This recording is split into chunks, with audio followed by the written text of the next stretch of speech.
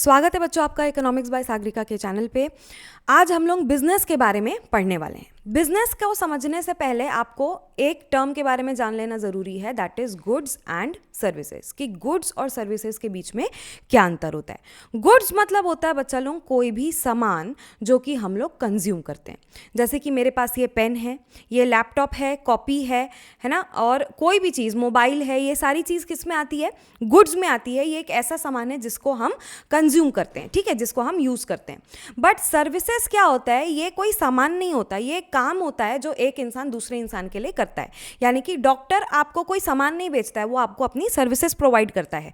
Transportation है, ठीक है, ट्रांसपोर्टेशन है। अगर आपने गुड्स बना लिए, अब दुकान तक पहुंचाने के लिए कोई तो चाहिए कि लोग आपकी फैक्ट्री से ही आके सामान खरीदेंगे, ठीक है।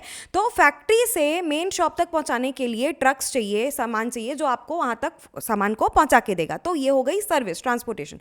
बैंकिंग, आप बैंक जाते हो तो वहां के लोग आपको सर्विस देते हैं, आपके लिए काम करते हैं। इंश्योरेंस, वहां के लोग आपको सर्विस देते हैं, आपके लिए काम करते हैं, आपको कोई सामान नहीं देते हैं, ठीक है। तो आई होप आपको गुड्स और सर्विस के बीच का डिफरेंस क्लियर होगा। गुड्स मतलब होता है सामान और सर्विस मतलब होता है किसी के लिए किया हुआ काम। चलिए अब बढ़ते हैं बिजनेस की डेफिनेशन की तरफ। बिजनेस क्या होता है?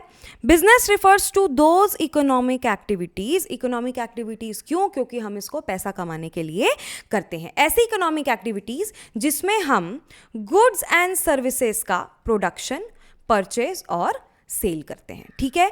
क्यों करते हैं? Very important, with a motive of earning profit. किसी भी ट्रांजैक्शन में अगर प्रॉफिट मोटिव नहीं है तो हम उसको बिजनेस नहीं बोल सकते, ठीक है।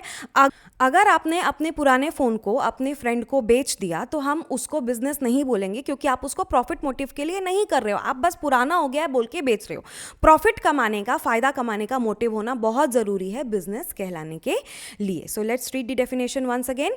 Business refers to those economic activities involving the production, purchase और sale of goods and services with a motive of earning profit by satisfying human needs in the society. और हम ये बिजनेस कैसे करते हैं? By satisfying the human needs in the society.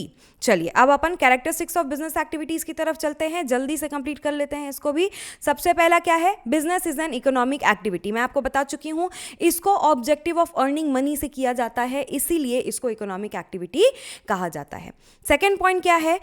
Business में हम production करते हैं गुड्स एंड सर्विसेज का, यानी कि खुद बनाते हैं, या फिर प्रोक्योरमेंट करते हैं, किसी और जगह से खरीद कर फिर उसको बेचते हैं। प्रोक्योर करना मतलब उसको किसी और जगह से खरीद कर अपने पास लेके आना, ठीक है। Business includes all activities concern with the production और procurement of goods and services for sale. Production भी हम बेचने के लिए कर रहे हैं और कहीं और से खरीद रहे हैं, वो भी हम बेचने के लिए आगे कर रहे हैं। तीसरी चीज क्या है? सेल और exchange of goods and services. Business करने के लिए बायर और सेलर के बीच में गुड्स का या फिर सर्विस का एक्सचेंज होना बहुत ज्यादा जरूरी है। नेक्स्ट क्या है? Dealing in goods and, this is a important point. इसके ऊपर आपको छोटे केस लॉज भी आ सकते हैं, तो इस पॉइंट को आप ध्यान से पढ़ेंगे। Dealing in goods and services at a regular basis.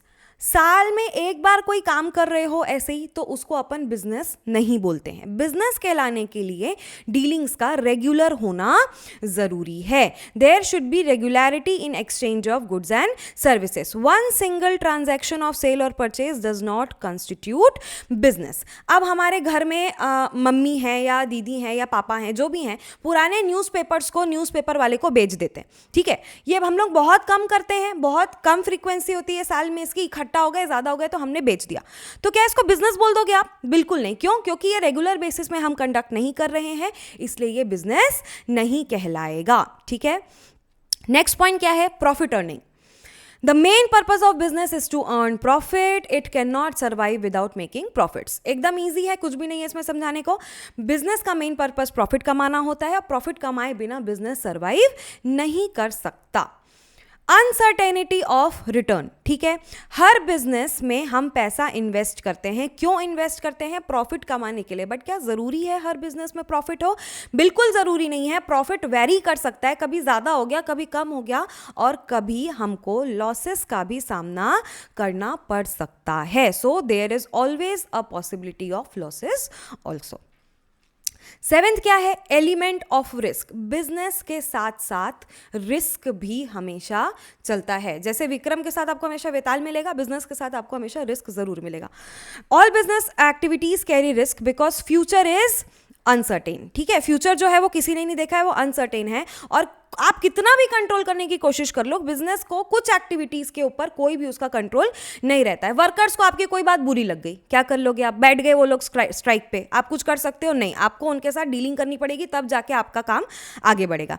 आग लग गई आपके शोरूम में, ठीक है, आप कुछ कर सकते हो? नहीं कर सकते। आपने सारे प्रिकॉशंस लिए, फिर भी आपके शोरूम में आग लग गई, है ना? तो ये क्या है? सबसे बड़ा, बहुत बड़ा रिस्क है। थेफ्ट यानी कि चोरी हो गई, तो वो भी एक बहुत बड़ा रिस्क है। चेंज इन कंज्यूमर टेस्ट, आजकल का इतना ज़्यादा टेस्ट कंज्यूमर्स का इतना फ्रीक्वेंटली बदल रहा है, जो कि एक बहुत बड़ा रिस्क है हमारे बिजनेस के लिए। तो ये ऐसी कुछ चीज़ें हैं जिसमें हमारा एक हद तक ही कंट्रोल है, पूरा कंट्रोल नहीं है। तो आपके बिजनेस के साथ ये रिस्क हमेशा रन करेंगे। तो एक element of risk will always exist with your business. आज के वीडियो के लिए इतना काफ़ी है बच्चों, मिलते हैं नेक्स्ट वीडियो में।